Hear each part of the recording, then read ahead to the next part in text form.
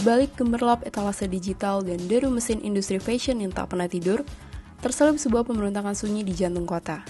Inilah conscious fashion, sebuah kesadaran yang lahir bukan sekadar dari pemilihan serat kain nama lingkungan, melainkan dari sebuah keberanian untuk beralih dari gaya hidup rakus menuju dermaga merasa cukup. Adalah Cempaka Asriani, sosok di balik Sare Studio, memandang gerakan ini sebagai ruang jeda.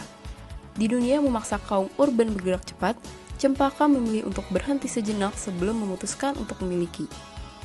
Baginya, belanja bukan lagi sekadar transaksi, melainkan perawanan terhadap fenomena fear of missing out atau FOMO, dan tekanan sosial yang kerap bising di lini masa sosial media.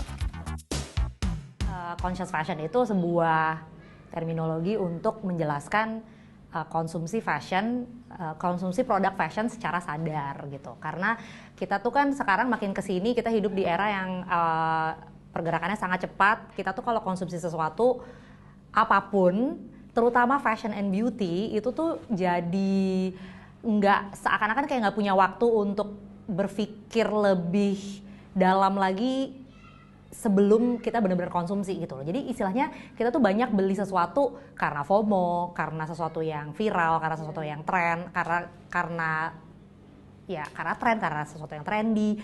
Tapi kita jadinya abai apakah misalnya ini benar-benar sesuai dengan kebutuhan saya, dananya ada atau enggak, saya bisa merawatnya atau enggak, ada tempat nyimpennya atau enggak. Nah, hal kayak gitu tuh kita banyak sekali nggak menyadari lagi. Karena tadi udah maunya cepet. Sebagai mantan jurnalis fashion, Cempaka sempat merasakan memiliki begitu banyak sepatu dan pakaian sebagai bagian tuntutan pekerjaan.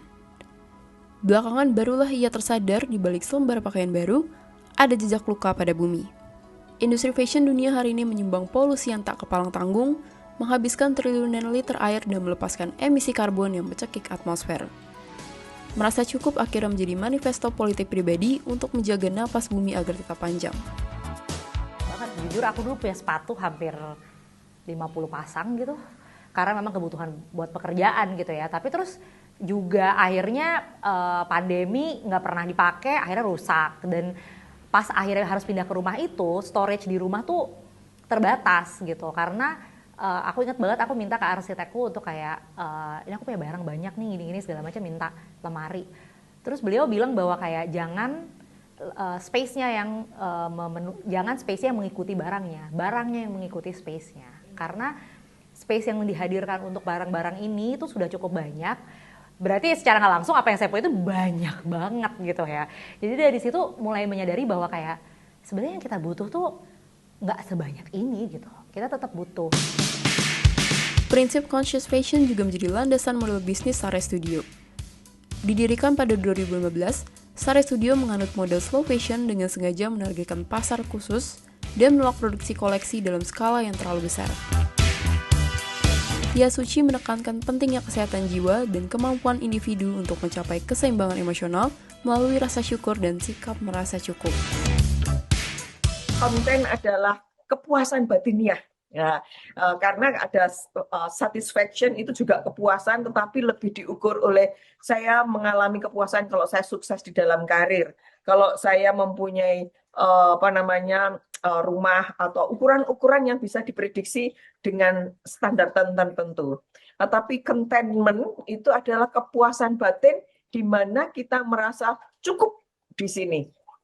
Di situ yang membuat saya lihat bahwa ada faktor kalau kita melihat pendekatan siklus hidup itu mungkin pada masa later on gitu, karena basic needs tadi sudah terpenuhi.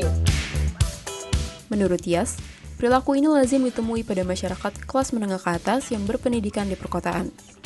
Mereka memiliki ambisi yang lebih besar dibandingkan hanya berfokus pada masalah pakaian, mirip dengan figur seperti almarhum Bob Sadino yang sering terlihat bercelana pendek, atau Steve Jobs dengan kaos hitam khasnya. Jadi artinya tantangan untuk mendapatkan sesuatu yang lebih valuable itu lebih tinggi dan mereka mampu melakukannya, sehingga untuk kebutuhan keseharian di rumah dan sebagainya itu sudah lewatlah untuk mereka, itu sudah nggak penting. Gaya hidup minimalis ini mengajak kita membedah kembali garis batas antara kebutuhan dan keinginan yang kian kabur. Di tengah kepungan barang-barang, sebagian orang mulai mencari kebebasan dengan melepaskan keterikatan pada benda-benda materi. Mereka yang telah selesai dengan urusan raga biasanya memiliki ambisi yang lebih luas dari sekadar urusan sandang.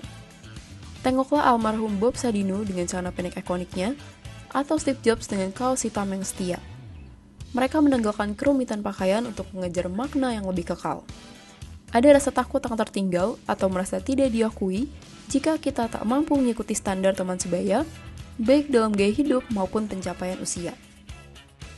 Social pressure itu tinggi di kota urban ya, social pressure. Jadi kalau kita melihat peer kita, lingkungan kerja, lingkungan teman-teman sebaya kita, itu kalau masih muda lebih menjadi ukuran.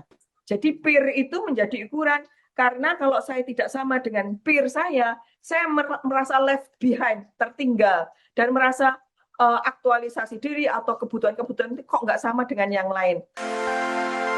Pada akhirnya, kematangan psikologis adalah kunci untuk memenangi peperangan ini. Bahwa kebahagiaan sejati tidak ditemukan dalam tumpukan pakaian baru yang memenuhi lemari, melainkan dalam keberanian untuk melihat ke dalam diri, menghargai apa yang sudah dimiliki, dan teguh berkata, ini sudah cukup.